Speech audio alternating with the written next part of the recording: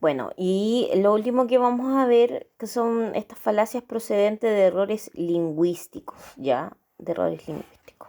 O que son ambiguos. ¿Cómo se puede originar esta falacia? Es por el mal uso del lenguaje, y acá tenemos que ser responsables siempre, asegurarnos de la palabra que estamos utilizando.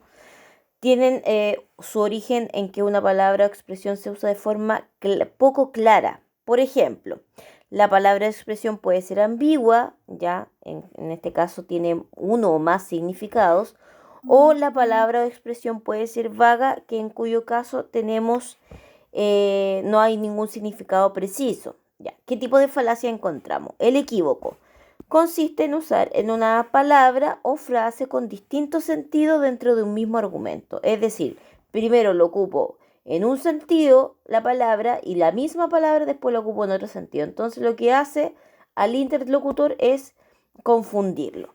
Por ejemplo, la muerte es el fin de la vida, por lo tanto toda vida debe tener un fin, la muerte. Entonces, fin, fin se está repitiendo y si se dan cuenta de dos formas. Volvamos a la frase. La muerte es el fin de la vida, ¿ya? Que es, por decirlo, de a dónde termina, ¿cierto? Termina la vida. Por lo tanto, toda vida debe tener como fin la muerte. Como meta, no sabemos. Por eso es ambigua. Ahora, falacias procedentes de falsos razonamientos. Acá tenemos, cuando se produce porque no se advierte la materia del razonamiento, se clasifican en, veamos, generalización. Y esto, pucha que lo hacemos los chilenos sobre todo. Generalizamos. Como se dice, metimos todos en un mismo saco. ¿Ya? Eso es como la expresión, la generalización. Consiste en utilizar incorrectamente el razonamiento inductivo enunciando una regla general a partir de unas excepciones. Por ejemplo, Pedro es un gran lector y es miope. Todos los grandes lectores son miopes. Una cosa no tiene nada que ver con la otra. Es decir, hacemos de un caso particular, que es un gran lector y además tiene esta característica de que es miope, asumimos que todos los miopes son grandes lectores. ¿Ya? Otro tipo es la apelación a la ignorancia. Consiste en defender la verdad o la falsedad de un enunciado basándose en la idea de que nadie ha probado lo contrario. No porque nadie ha probado lo contrario lo voy a utilizar como un argumento, ¿ya? No porque nadie ha llegado a Marte y ha comprobado que tengan marciano o que no lo hayan visto todavía, no podemos decir que no existen, ¿ya? Por ejemplo, que los extraterrestres existen porque nadie ha probado lo contrario o que no existe porque nadie ha probado lo contrario. Otro caso es la causa falsa post hoc ergo propter hoc, que es como latín, esto es latín por si acaso. Consiste en establecer, que no se lee así, lo acabo de hacer una broma. Consiste en establecer como causa de un hecho, aquello que los precede inmediatamente. Es decir, acá tenemos que ver con causa y efecto.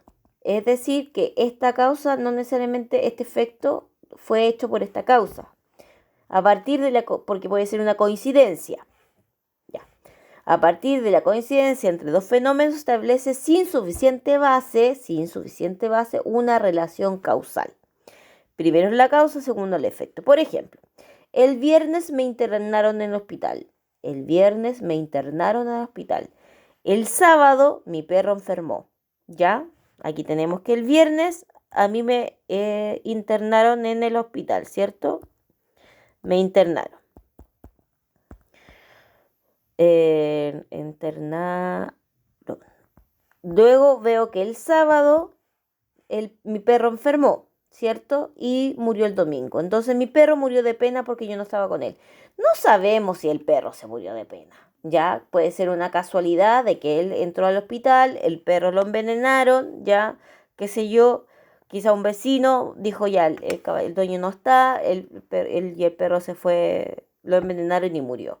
No sabemos si efectivamente la muerte del perro tiene relación con que él se haya ido al hospital.